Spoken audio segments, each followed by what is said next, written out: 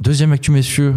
Un peu de sourire, un peu de paillettes, un peu de strass, des paillettes. un peu de glamour Évidemment. et des bonnes nouvelles. Exactement. On parle des Oscars en dos. Exactement, c'était hier soir à Los Angeles. Ouais. Donc on va faire évidemment un tour du palmarès relativement global, mais on en parle dans Glitch ce soir parce que c'était une des cérémonies des Oscars qui, je pense, fera date, parce qu'il s'est passé plein de choses. Déjà, évidemment, comment ne pas parler du Sacre d'Anatomie d'une chute, film qui fait la fierté de notre pays, mine de rien, Bien sûr. à l'international. Prix du meilleur scénario original pour Justine Triet et son compagnon Arthur Harari. On peut citer aussi le chien star du film qui s'appelle Messi. oui. Dans la vraie vie, Ça a Snoop, dû te dans plaire, le ça. film. Hein. Ça a dû te plaire, ça. Non, alors, vraiment, bon, je suis pas à ce niveau-là de fanatisme de Lionel Messi. Ah, si, c'est vrai, c'est vrai. Si. Là, c'est pour ça que je kiffe le chien, t'as raison. Et donc, dans le jeu d'acteur du chien était salué devant toute la salle par Jimmy Kimmel. On va aller voir la vidéo, c'est assez marrant. Ok. Parce qu'il va être un gros plan sur le chien qui fait une tête, genre en mode comme s'il était choqué. Ah Bref. ouais. Franchement, le plan est assez drôle et tout le monde rit dans la D'accord. salle. Pour Anatomie d'une chute, c'est quand même, en fait, au final, un magnifique quadruplé. Tu Puisque vois, donc, il peut pas s'empêcher de parler de football. Ouais, Il est c'est obligé, terrible. hein. Ah, c'est vrai, j'aurais dû Putain. dire quoi, un Ah, poker, Un ouais. quatuor? Non. non. Un Ah, quartet. ben voilà, là, on est pas bien Un là sur le foot. quartet. Hein. Un Un quartet. quartet. Un Ouais. quartet, Ouais. un super quartet donc de Anatomie d'une chute. Palme d'or au Festival de Cannes. Oui. Un Golden Globe pour le Oui. meilleur scénario aussi. Le César du meilleur film et donc maintenant une statuette aux Oscars. C'est incroyable. En Pour vrai, un- c'est incroyable. Franchement, ça faisait hyper longtemps. Figure-toi qu'un film français n'avait plus fait la une des Oscars. Ça datait de 2011 avec The Ah oui. Artist, Oui, quand bien Jean sûr. Dujardin avait été sacré meilleur acteur. Mm. C'était vraiment, enfin, meilleur acteur aux Oscars quand t'es français, c'est. Je précise que Bravo. moi j'ai regardé les réactions un peu partout, notamment Twitter et aussi un peu le Figaro. Et tu meurs de rire quand tu vois le commentaire du Figaro, quoi. Ah ouais. Film de merde, ne mérite pas ce succès, je me suis ennuyé de bout en bout. C'est tout ça. Mais on va arrêter de parler de ce film de merde du coup. Bah oui, justement, parce qu'en fait, là, on est chauvin. Il y a une vraie star dans la soirée. Il y a un Exactement. film qui a tout raflé. Exactement, j'y viens un peu tardivement parce que Anatomie d'une chute français. Tu as raison. Mais le vrai film star de la soirée, c'est bien évidemment Oppenheimer. 6 Oscars, dont ceux du meilleur film, meilleur acteur pour Cillian Murphy, meilleur réalisateur pour Christopher Nolan, meilleur second rôle masculin pour Robert Downey Jr. et je vous passe les autres. Rien donc pour Barbie. Par contre, vous vous souvenez, on opposait souvent ces deux films. Et Bradley Cooper. Et Bradley Cooper non plus. Putain. Malgré tout le taf réalisé pour son film. Ah, après, il y en a Ah beaucoup ouais, des déçus. On en parlera après. Il va mais- chialer. Donc Barbie qui s'en sort quand même juste avec la meilleure chanson originale pour What Was I Made For de Billie Eilish. Ah, Ça va. ouais, bah c'est bien. Et je pense que vous avez vu aussi à Ryan Gosling qui a fait le show Oui. dans son costume de Ken Ouais. tout rose, qui a pas chanté mal. dans son rôle bien kitsch. C'était très marrant. Bah oui. Comme son personnage d'ailleurs dans le film. Dans le rayon marrant aussi, je vous conseille d'aller voir la manière avec laquelle John Cena est allé remettre John Cena, non bien le catcheur dont je parle. Bien sûr. Il est allé remettre l'Oscar pour le meilleur costume puisque le mec est arrivé juste à poil Ah tout oui. simplement Bah sur oui, scène. oui. Avec une pancarte, j'ai vu Ouais, ça. donc ouais. très drôle et franchement en plus il joue très bien. Et enfin je finirai par citer aussi l'Oscar du meilleur film d'animation pour Le Garçon et le Héron d'Hayao Miyazaki, dont c'était sûrement le dernier film. Je vous en ai parlé plein de fois dans mes recos Ouais. Oui. et vos chroniques, donc je pouvais pas passer à côté de ça. Bravo. Voilà, donc pour toutes ces raisons je pense qu'on se souviendra de cette Oui. cérémonie des Oscars. Ouais, mais merci beaucoup pour ce résumé de la cérémonie des Oscars. Zach, ça te fait un truc de voir Anatomie d'une chute, un film français sacré international? Parce que là, clairement, on parlait de donc, quadruplé, quartet, tout ce que tu veux. Là, c'est quand même énorme ce qu'ils ont fait. Moi je trouve ça génial. Ouais, Ça me plaît toujours de voir la culture française s'exporter. ok. Et ce en dépit de la barrière du langage. Sachant qu'on n'est même pas encore à l'époque où tu peux doubler en français et en anglais automatiquement, etc. C'est Oh, pas le cas. attends, j'ai vu des vidéos là Ouais, ça va de arriver. l'IA. Dans moins de 5 ans. Oh, l'IA il y qui aura remplace le mouvement des lèvres. Dans moins de 5 ans, Oh, c'est incroyable. terminé, Bref. je pense, tu vois. C'est-à-dire qu'il y aura même plus de doubleurs. Mais donc, je trouve ça cool et c'est toujours sympa. Les artistes aussi, j'avais trouvé ça génial. Donc, Deuxième question très importante. vas-y. D'un point de vue de culturiste, le corps de John Cena, on en pense quoi à son Stéroïde. âge? Stéroïde. C'est un roi ce mec. C'est le genre de mec qui te dit, ah, moi, blanc de poulet brocoli, Ouais. et la salle 6 jours sur 7. Toi, t'es comme un connard, tu dis, wow, putain, le corps, Putain, le corps. stéroïde. Mec, putain. Vous imaginez pas le nombre de mecs qui prennent des stéroïdes. En tout cas, Oui. ouais, j'ai vu une vidéo récemment sur YouTube d'un culturiste pro qui analyse tous les physiques de cinéma. Ah oui.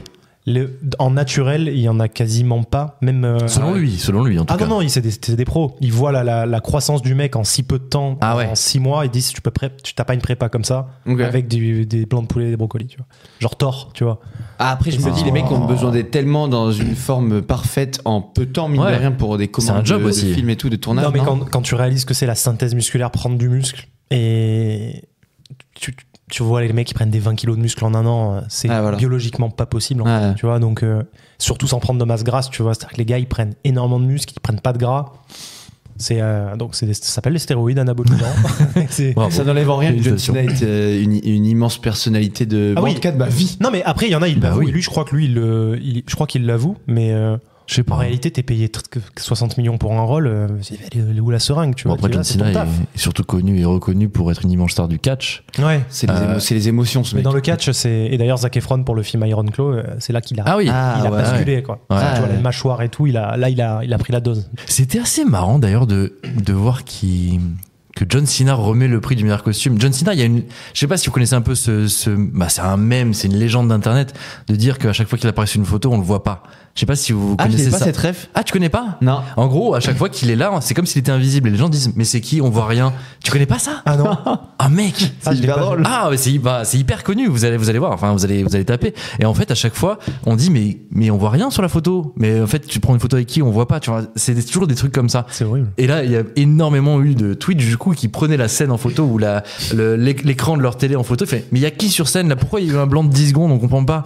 Et c'était hyper marrant. Très drôle, très drôle. Ando, toi qui es cinéphile aguerri totalement et surtout fan de films français, quand tu vois Anatomie d'une chute si haut, à côté d'Oppenheimer, à côté de Barbie, enfin ça te fait quoi? Moi je trouve ça vraiment trop stylé. Ouais. Je suis très content pour eux et je pense que parce que l'histoire en fait de ce film elle est assez marrante. Je sais pas si vous savez d'où elle vient, mais en gros, donc Justine Triet et son compagnon, en fait, genre ils étaient pendant le Covid bloqués avec leurs 2 enfants dans un appart parisien. Et en gros, c'est à ce moment-là qu'ils ont écrit leur scénario, c'est-à-dire comment ils faisaient. Ils étaient chacun dans une chambre de l'appart. Okay. Donc ils se répartissaient le temps où ils géraient les enfants de leur côté pour aller donc chacun leur tour dans leur chambre écrire le scénario qu'ils avaient en Google Docs. Ouais. Ah ouais. Et en gros, ils ont fait genre des dizaines de versions qui s'envoyaient à 2 en mode genre j'ai rajouté ça. Moi aussi, attends, ce que t'as écrit là, c'est pas ouf. J'ai pris ton idée, mais j'ai rajouté ça et tout. Trop bien. Et du coup, le truc a duré sur un ping-pong un peu intellectuel, genre comme ça. Ouais. Et du coup, juste grâce au confinement, dans un petit appart à gérer les enfants et comme tout. Ça va vite aujourd'hui. Et juste 2 gens qui ont des idées folles en fait, qui les mixent et tout. Et je pense que ça ça a forcément joué. Pour le prix en tout cas du meilleur scénario original, je pense que vraiment ça a convaincu beaucoup de gens. Il y a un storytelling derrière le scénario en soi, je pense qu'il a beaucoup aidé. Et je trouve l'histoire très belle. Peut-être que même l'idée d'écrire un scénario à 2 comme ça en relais, ça a dû aider énormément pour la qualité même du scénario. Mais est-ce qu'ils se sont dit un moment dans leur appart avec leur Google Doc pendant le Covid, dans 3 ans, je suis sur scène aux Oscars avec face à Christopher Nolan qui s'en est pris 7, moi j'en ai pris 1 avec un Golden Globe derrière. Et tu sais que c'est ouf parce que là du coup le mec il racontait à Riri en sortant des Oscars que en fait il a discuté avec Spielberg. Genre Spielberg est venu leur parler genre pendant hyper longtemps pour leur demander de lui écrire un scénario de cette complexité là pour un film que lui ferait, qu'il produirait. Et c'est incroyable. Il disait qu'il rêvait en fait qu'un jour, parce qu'en gros quand je dis demande, en vrai il y a pas de projet en cours et tu vois bon c'est tout frais etc, mais il leur a quand même dit de ce qu'il raconte lui qu'en gros, il adorerait un jour avoir un scénario de cette qualité-là de leur part pour ses films. Oui, ça reste Spielberg. Et les mecs étaient il y a 3 ans dans leur chambre, tu vois, genre c'est ouf, ça ouvre des portes de fou. Peut-être que dans 4-5 ans, ce sera juste des stars mondiales, genre qui feront tous les plus gros films, tu vois, je sais pas.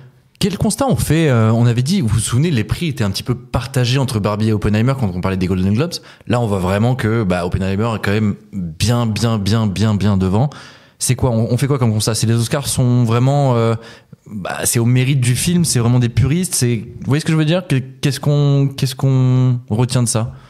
Moi, pour ma part, je pense qu'on de plus en plus, avec l'avènement des plateformes de séries, on récompense le cinéma émotion de plus en plus, et ça implique l'émotion visuelle.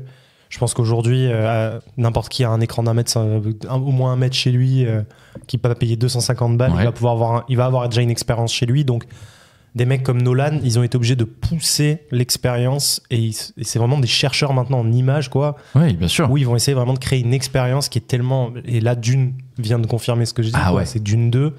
c'est pareil que c'est une telle expérience visuelle, etc. Que il faut que j'y aille. Ouais. Les gens disent, je viens de me rappeler pourquoi le cinéma c'était important, parce que c'était pour vivre un truc comme ça que tu ne peux pas vivre dans ton salon. Là, j'ai trop envie d'aller voir et on ça. va de plus en plus être dans un truc qui va récompenser ça. Et je pense que ça va être très clivé. Il va y avoir la récompense de ça d'un côté et la récompense de choses comme Anatomie d'une chute où on va récompenser l'émotion, on va récompenser la complexité, etc. bien sûr. Mais le entre-deux, c'est-à-dire juste le cinéma popcorn avec les effets spéciaux, s'en bat les steaks. Genre là, ceux qui ont été récompensés, c'est l'équipe de Godzilla sur la Bien sûr. Les effets spéciaux. Pas si mauvais que ça, ce film. Hein. Non, pas mauvais. Pas si mauvais. Mais ils ont récompensé les effets spéciaux, mais après, voilà, c'est pas un film d'auteur. Je pense que c'est les vrais techniciens de l'image. Je sais pas si tu l'as vu, le dernier Godzilla. Et honnêtement, alors tout de suite on se dit Godzilla, ah ouais, d'accord, ok, super film, popcorn, Pepsi Cola. Non, il est pas si mauvais et c'est selon moi le meilleur Godzilla qui a jamais été fait. Okay. Bref. Ando, il fallait que je termine avec une question. John Cena, est-ce que c'est ta cam? Alors, ça dépend ce que tu entends par cam. Ah bah alors, qu'est-ce que tu entends par cam alors? Écoute, moi, c'est un des... Je dirais pas un des héros, mais c'est vraiment une des personnalités de mon enfance, ouais. Ok. Genre, pour l'anecdote, avec mon petit frère, on est très fan de foot, etc. On n'a jamais fini un album Panini de nos vies. Par contre, le seul qu'on a terminé, c'est l'album de la WWE. Parce qu'on regardait le catch toutes les semaines. Vendredi soir, c'était Raw, si je dis pas de bêtises. Samedi soir, SmackDown. Ouais, bien sûr. Et c'était un enchaînement énorme. On était trop fans. Franchement, attention à ne pas refaire ça chez vous. Ne faites pas ça chez vous, évidemment.